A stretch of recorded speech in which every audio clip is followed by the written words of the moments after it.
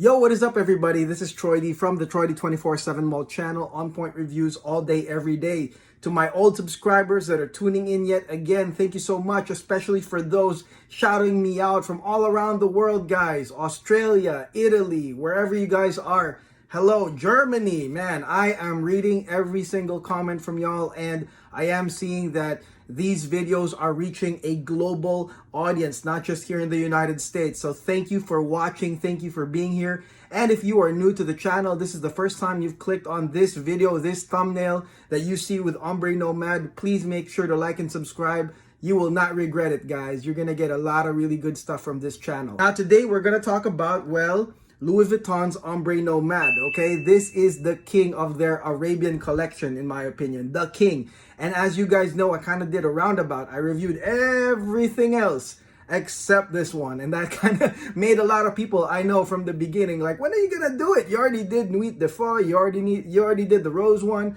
When is Ombre Nomade going to come out? And like I told y'all before, I mean, a lot of reasons why I review fragrances is also the mood, you know, the climate, and it is starting to get cooler outside. So this is the time, in my opinion. It's time to bring the King LV into the mix. Now, one thing I'll say about Ombre Nomade is that across the board, I've never seen anybody talk ish about it, okay? I've never seen anybody say they hate it. I've heard a lot of people say bad, but it's like, they're kind of like average folks. You know what I mean? I don't want to be mean, but they're kind of average folks. A lot of people that do appreciate fragrances, depth, even, of course, that Middle Eastern flair, I mean, have said a lot of good things about it. We're gonna break this down hardcore, okay? Ombre Nomade, for a lot of y'all that are watching, I know that a lot of y'all stick to the channel because of the breakdowns. It gives you guys a good idea of what you can expect from Ombre Nomade. Say you haven't smelled it. Say there's no Louis Vuitton anywhere nearby. You don't have a flagship store or anything like that. That's okay, because I'm going to break it down for you guys, okay? So Ombre Nomade, Louis Vuitton, let's hit the music.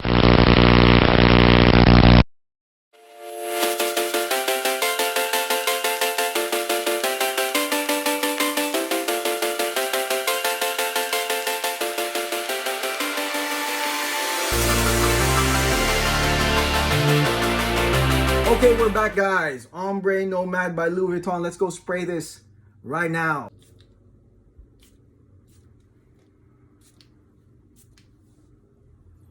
Woo! Okay, let me say this, guys. Louis Vuitton Ombre Nomade has a very, very impactful start to it, okay? This is, yes, you could say a rose fragrance from the get-go. From this opening, I can definitely sense Taif rose. It's really like an Arabian rose that comes out, slightly dark type of Taif rose. And in the beginning, when you guys wear this, you will also have like the spice of saffron, okay? It's sort of like a spiced rose. And I think that changes the dynamic for those that are wearing this. Trust me, I have a lot of rose oud, guys. I mean, for me, Boudicca the Victorious is still the king of rose ouds. I have a million rose ouds, trust me. But this one, now that I've kind of tried other rose ouds, I can sense the difference, okay? The saffron here makes a huge difference because not only are you getting the Taif rose, but there is some spice from the saffron, okay?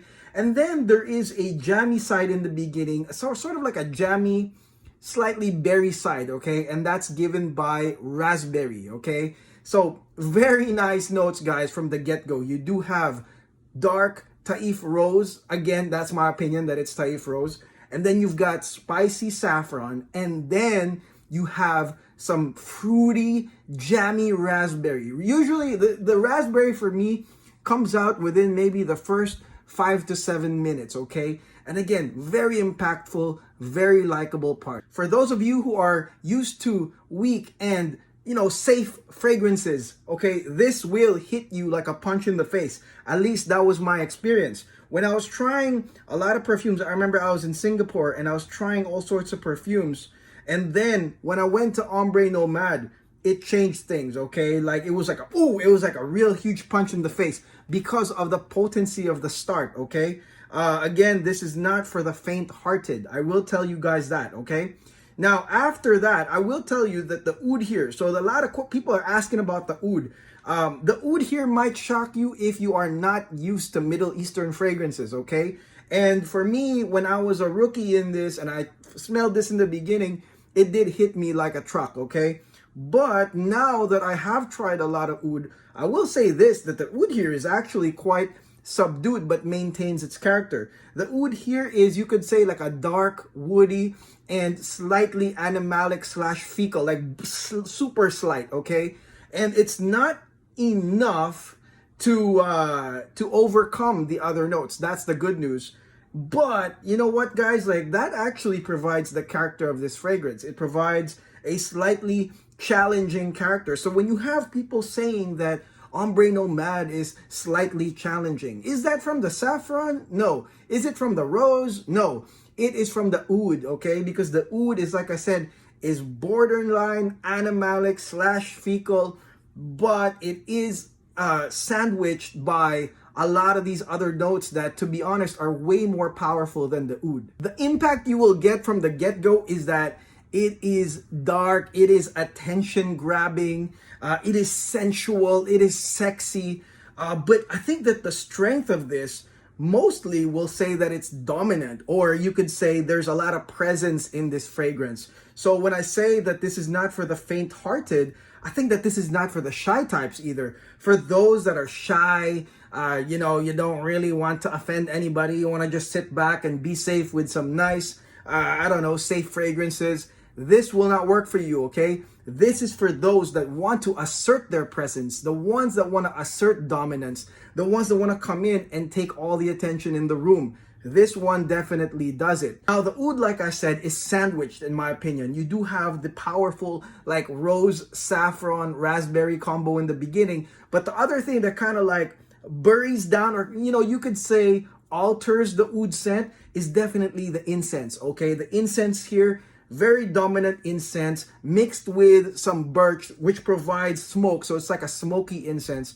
And I think this part is lovely. This is the Arabian Middle Eastern part, in my opinion, not the oud. Because this one, the incense birch combination, is much stronger, in my opinion, than the oud. And that one kind of takes over. Or, like I said, it makes the oud slightly smoky and incensey. And then slightly animalic, like I said. And then, of course, you do have some benzoin, okay? So remember what I said before, that I have tried a lot of the really, really expensive Middle Eastern perfumes, and they go heavy on resins. They do go heavy on suede and cashmeran, right? I think it's a cultural thing, like I said. I mean, I don't know the reason, but it really goes heavy on those, okay? And I've tried the expensive ones. This one right here, there's a little bit, and I think that's through the benzoin, little bit of resins near the end, again, to provide that Middle Eastern identity. Incense, benzoin comes in and provides that smoky nature to the oud. Like I said, once they kind of sandwich together with the rose, it's oh so amazing. You know what I mean? It's very powerful. You got the rose, you got the Taif Arabian rose, dark, with some saffron as well as some raspberry, sandwiching this, you know, animalic type oud, but it's also hit by a huge dose of incense with birch, with smoke, as well as the, you know, sort of like trademark Middle Eastern benzoin resin right there, that really, it gives it the Middle Eastern character. So when you put that together, I mean, I'm telling you guys that there's a lot of impact. There's a lot of impact in this perfume. Again, this is for those that are bold, those that are daring, those that wanna, you know, you want to make an impact and you want people to look at you. Not in a bad way, but in a very like, dang, who the heck is that way? That, man, Ombre Nomade will do that for you. Now, there's a question about the sillage of this, and I would say that the sillage here, the projection, is above average, okay? It's above average for me. I think that there's no question about the strength of Ombre Nomade, okay? I think that it has all the prominent notes that are also going to hit your nose. It's not embedded really, you know, the incense is going to shout out. The oud is going to be really known here because it's oud. And of course, the rose combination, the spiced rose with that raspberry is really going to come out. I would say in the beginning, it's sort of like this jammy, sweet, but then eventually it just turns dark, woody, smoky, very sensual, very nighttime. I can also see this as a unisex fragrance. I think that rose oud lovers, which some of y'all are women actually that really like rose oud, will like this. But disclaimer, it does have enough curves that makes it masculine, okay? Because of maybe the spice of the saffron. I think that the oud for sure, as well as the nature of the incense and the resins, I think it makes it masculine in a way, okay? It provides this sort of like deep masculine tone to it that I know that men really like this, okay? I think that it's unisex. Yes, it can be worn by either, but yeah, if I was a girl, I mean, there are other rose ouds for sure, okay? But it is for the daring, okay? So try this, gals. Maybe Lisa Rose, the other one, is more for the femmes. I feel like this is very masculine despite the unisex nature. Now, the dry down here is absolutely nice as well. The dry down here is basically amber wood. You know, it's like a woody, but it is woody, but it's amber. It's really amber. And this comes out, this sweet amber note comes out when everything doesn't go away, but you can just say subsides, okay? So just to describe the dry down here, you're smelling some amber, but you do still get some hovering whiffs of the incense. The rose is still gonna be there, but the amber is unmistakable. It's gonna be amber wood on the dry down. Very, very nice. Continues the, you could say, the progression. The progression to me is very, very smooth. And to me, this is about the initial impact anyways, okay? It's all about the initial impact for Ombre Nomade. I know that there are a lot of fragrances that, you know, they progress and they change and they become better in some cases as they continue. But this one is like impact from the get-go. Bang, here I am, okay? And that's really what it is. And it maintains the impact all the way till the end. Even with the amber wood, it's still quite nice. And the incense doesn't really lift off. The rose really doesn't lift off. So you guys are going to like the dry down in my opinion. But that's not the reason, like I said. Reason is you're going to buy this because you're an unapologetic, dominant person that wants to be felt, wants to be known. That's the really, you know, is the main reason to get this Ombre Nomade. And especially with this season that it's getting colder and cooler, is really nice, guys, because, you know, you like that burning effect. You like that burning incense effect, especially when it's really cold, okay? It's not just the beauty of the Taif rose, in my opinion, but it's really the burning incensey effect, the oud effect, the fact that it is a sultry, sensual Middle Eastern scent. A lot of people are saying that this is typical, okay? A lot of people that are from the Middle East really say that this is typical. And while that's true, a lot of those typical Middle Eastern scents don't make it to the market, okay? I believe that there was a person that showed me a fragrance that was exactly like this, is what they said. It had a blue bottle. I forgot the name. I know it's not Rasasi, okay? Might be Latafa, I don't know. But that fragrance cannot be found, okay? It's sold out everywhere. There's no store in the Gulf that owns it or that has it. I tried to look for maybe, you know, almost a year now because I wanted to compare it to this, but it's not around. And plus this one has Louis Vuitton, which is the vehicle that takes this to the world, right? So, and also more importantly, even if this is Middle Eastern, I really do believe that the rose is stronger than the oud in this case, okay? Which makes this acceptable worldwide. Even if it has a Middle Eastern flair, it does not go hard on the oud, but rather it goes hard on the rose and it goes hard on the incense, in my opinion, okay? And the oud is a strong woody base that keeps it together right in the middle, okay? But this is acceptable everywhere because you have spiced rose. I mean, the saffron and the rose is really, to me, unbeatable, okay? Then you add the fruitiness of the raspberry. To me, that one is acceptable worldwide, captivating, sensual, and sexy, okay?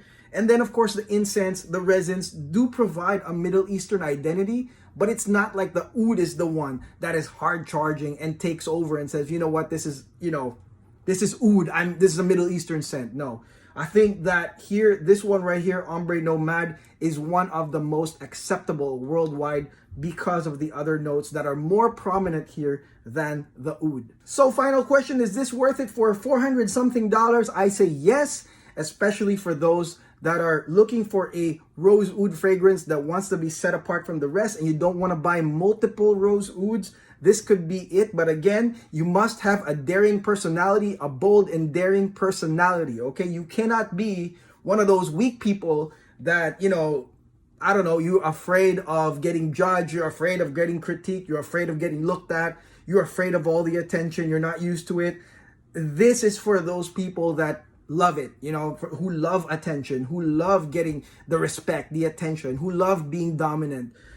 This is probably one of the best $400 you can spend. And also, I believe these bottles are refillable, okay? You can refill these bottles, okay? If you have a Louis Vuitton nearby, if you run out, you can refill the bottle for cheaps. And I believe right now they also have lots of travel sprays. They do have like a whole set of the Arabian Nights in a nice little travel sprays. So that's also interesting, guys. You guys can also invest in that. But make no mistake, I mean, you're going to get a piece of that Middle East, a piece of those Arabian Nights with you in the cooler weather with Ombre Nomade. I mean, all this talk is making me want to get a bottle like right now. But again, thank you for watching. Thank you for watching this Ombre Nomade by Louis Vuitton review video. Did you like it? What do you guys think of this fragrance, okay? Please make sure you comment below. I would like to know what you guys think of Ombre Nomade. As I've said, so far, across the board, reviewers to people that just use them, I've heard really good things. For me, it's really good, okay? So let me know in the comments, do you like it? Do you hate it? Let me know. I would love to know, okay? And again, if you're down with Louis Vuitton fragrances, make sure to check the other Louis Vuitton videos I've done. And of course, subscribe to the channel, okay? This one helps us, again, procure everything you've wanted to know. That is why when people say, hey man, you know, I thought about that perfume. I was so curious. And then bam, here's the review. You're crazy, man. Like, are you telepathic? No, man, I'm thinking the same thing you're thinking. It's just that luckily, because you guys are supportive of the channel, because you guys watch the ads, I'm able to procure it, okay? And of course, when the Frag Cartel comes out, that process will be quicker, okay? Because all your membership donations or membership money in the Frag Cartel, that's gonna go to this process. It's gonna speed everything quicker. It might get to the point where a lot of y'all will be like, you know, hey man, have you reviewed this? I'm just gonna be like, bro, are you blind? It's on the channel. There's a lot already there that you probably already wanna know. But I'm telling you guys, when we do the membership program, things will be quicker, okay? And we're gonna get to Ombre Nomade and other things very, very quick. Okay, so again, this is Troy D, guys. Have a great weekend. Tomorrow is Fan Choice Friday. It seems Zerjov won, or Serjov, dang it, I'm still not used to it. Okay, tomorrow, Zerjov tomorrow. Fan Choice Friday. Hang on tight, I'll see you tomorrow.